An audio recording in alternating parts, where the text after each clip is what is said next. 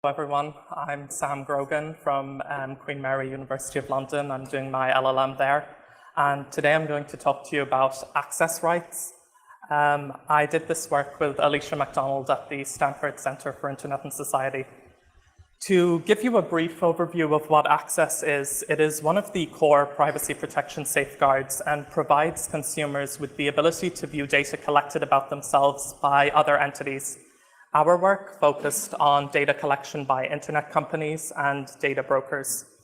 We conducted a survey among 873 US and Irish internet users and sought to examine attitudes to data access. The reason we chose the US and Ireland, we had many reasons. Firstly, most internet companies and data brokers are often US based, and it's important to examine the environments in which they operate. Ireland was important to the study because it continues to be the main operating location for tech companies in Europe. Today, a data subject can exercise their right of access through limited legal measures or technological tools. Access is a recognized privacy right both in Ireland under the OECD guidelines on the protection of privacy and in the US under the Fair Information Practice Principles. Access is important for many reasons. Firstly, it is integral in ensuring the effectiveness of the other privacy principles. If we can't see what data is collected about us, how can we believe with absolute certainty the promises made to us in privacy policies? If we can't see what data is collected, how can regulatory bodies carry out their enforcement tasks efficiently? Access is also important for issues such as user trust and control over their data. So looking at access from a legal perspective, the US follows a sectoral approach to privacy, and what this means is that there is no uniform data protection law in the US. Rather, they have federal and state-specific laws relating to certain types of data. So for example, in the US, a US citizen could use HIPAA, the Health Insurance Portability and Accountability Act, to access their health information. Whereas Ireland, which follows an omnibus approach to data protection, has a more generalized right of access under their Data Protection Amendment Act 2003. And the right of access, which is laid down under Article 12 of the European Data Protection Directive, allows a data subject to request access to any data that's processed about them by a data controller. We recently saw in Europe the General Data Protection Regulation, the GDPR, was recently agreed, and it will be interesting to see what this does for access. Reading the text, it doesn't look like much. The only relevant change is that initial subject access requests must now be provided for free of charge, and they can only charge in respect of subsequent access requests to the same data. But whether law alone is an effective measure to provide effective access is questionable. Most of the participants in our study weren't aware of access laws. So turning to look at access from a technological perspective, this is an example of one of the access tools available today. This is Google's ad categories. And as you navigate across the web, as you navigate across Google services, different tracking technologies seem to form a picture of what you are interested in. And you are then assigned an interest category based on that information. What's interesting about this tool and many others is you simply see an ad category. You're not given true access to how the links are established. So as you can see here, this user is interested in air travel, but we're not given access to the information that was collected about them to see exactly how did this come about, what did they do online to result in an air travel ad category. So our research sought to answer 5 questions. Firstly, how aware are internet users of current access mechanisms? Secondly, are internet users in fact interested in using their access rights? What do internet users know about data brokers? We then also showed our participants prototypes of proposed access systems, and we sought to examine if those tools would be useful to them. And finally, we sought to examine whether there were differences in attitudes between US and Irish internet users to access. So as far as the study itself, it was a 40-question survey designed to analyze attitudes to access. We ran a pilot study from August to December 2013, and after a year of further revision, we launched a final study in April 2015. We conducted this study via Kint, which is a panel company that specializes in sourcing survey respondents.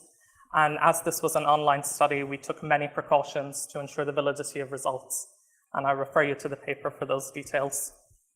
With regard to the questionnaire, we defined access and data brokers for the participants at the start of the study, and then the questions were split into 4 categories: awareness, interest in access, data brokers, and proposed systems. The answer selections were also randomized for questions to further ensure validity of results. So we're now going to dive into the results, but just before we do, due to time constraints, I'm just going to highlight a subset of results and the ones that were most interesting, but the paper does have many more. So turning to look at awareness, we asked our internet users whether they could access data from different sources. 2 of those sources are on screen: data protection commissions and credit reporting agencies. The US is the top bar of each category, and Ireland is the bottom. Dark blue indicates a yes response, light blue unsure, and red no. Less than 50% of Irish participants could identify that they can access their data through the Data Protection Directive. 18% of Americans mistakenly believe they have the same right. More American participants were aware of their right to access credit information through credit reporting agencies than Irish participants who have that same right of access through the Irish Credit Bureau. Overall, we found that Americans are more likely to be aware of their limited right to access credit information than Irish participants are to know about their expanded right of access through the Data Protection Directive. But in each jurisdiction, people are confused in general over where to go for access. To further gain information about how aware users are about access, we asked users whether they believed access laws in their country provide for access to more, the same, or less types of information as laws in other countries. On the graph, blue bars represent the US, red bars are Ireland.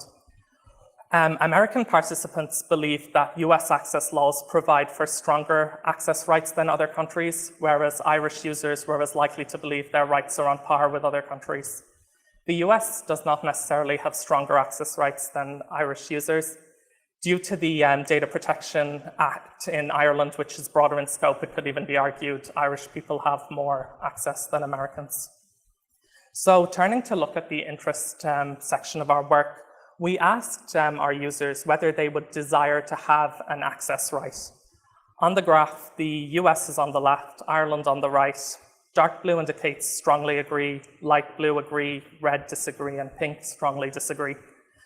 As privacy is discussed more in human rights terms in Europe, we expected that our results might mirror that. But as you can see from the graph, participants from both jurisdictions see access as a right, with small percentages disagreeing. When asked why the participants answered as they did, the most popular sentiment was, "It is my data." So there's very much a right attitude towards access. We then asked a more concrete and personal question to users: if they had an access right, would they have the desire to use it? Again, the US is on the left, Ireland on the right. Dark blue indicates yes, pink indicates no. The main reasoning people answered so strongly that they would use an access right was to see what data has been collected about them by companies. And the second most popular reason would be to correct inaccuracies in that collected data. So before I show you the proposed systems we showed participants, this is another access tool. This is Yahoo Add Interest Categories, and much like Google's tool, it shows you interest categories that have been assigned to you. But again, you can't access the information that was collected about you to establish these links. Other tools that are in existence today include choice.microsoft.com and data broker axioms about the data.com. Usage rates for these tools are extremely low. We asked our participants if they had used these tools. The most popular was Google's tool, with 23% of Irish participants and 18% of Americans reporting using it. But we might expect that our self-reported data is astonishingly high for these results because industry reports have cited lower rates. So moving on to the proposed systems, this is the first of 3 images we presented to our participants. And we showed 50% of the participants a scaled down ad manager and the other 50% an expanded version, which we'll get onto in a moment. This scaled down system is largely what we've seen before, a simple ad category assignment, but nothing more. When we asked participants if they would find a tool like this useful, 64% of Americans and 71% of Irish respondents reported that it would be. So then moving on to the expanded system, This is, again, showing you the interest category, but what differs about this tool is you can see a basis for interest, and in a second interface, more information on how the connection was made. So here, this user is interested in travel, but we're able to see that this was assigned to them in more information because they had searched terms such as holiday, flights, USA, they had booked flights on Expedia, and they had searched for hotels. More of our users who were shown this tool rated it as useful than those showed the scaled down version at 71% US and 72% Ireland. The third tool we presented to our respondents was a data broker hub, and this was inspired by Reclaim Your Name. And Reclaim Your Name was an initiative put forward by Julie Brill, a former commissioner of the Federal Trade Commission. And Reclaim Your Name would provide access to users regarding information data brokers specifically have collected about them, control how it's used, and correct information. This tool fared the worst of the three, but still did quite well, with 64% of Americans and 60% of Irish respondents rating it as a useful tool. We suspect this is because most internet users haven't heard of data brokers.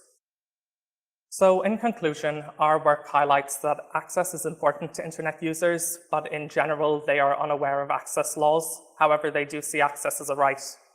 Current laws do not give effective access in practice, but we have seen proposals for more specific legislation put forward. In the US, we saw Obama's Consumer Privacy Bill of Rights, and also Senator Markey had released a data broker bill, but these are still in their infancy and more developments are to come. It will be interesting in Europe to see if the General Data Protection Regulation does anything for this area. On text, it doesn't look likely, but in practice, it may be different. We conclude that a central hub, while it may be complex to engineer at present, it may be the only long-term solution to effective access. Asking internet users to go to each specific company to request access to their information may be too high a burden for effective access, but in the interim, any attempts at access are welcomed. And we encourage companies to continue working on their own tools and educating the users how to use them with the expectation of a federated hub to follow. So thank you very much for your time, and I'll welcome any questions you have.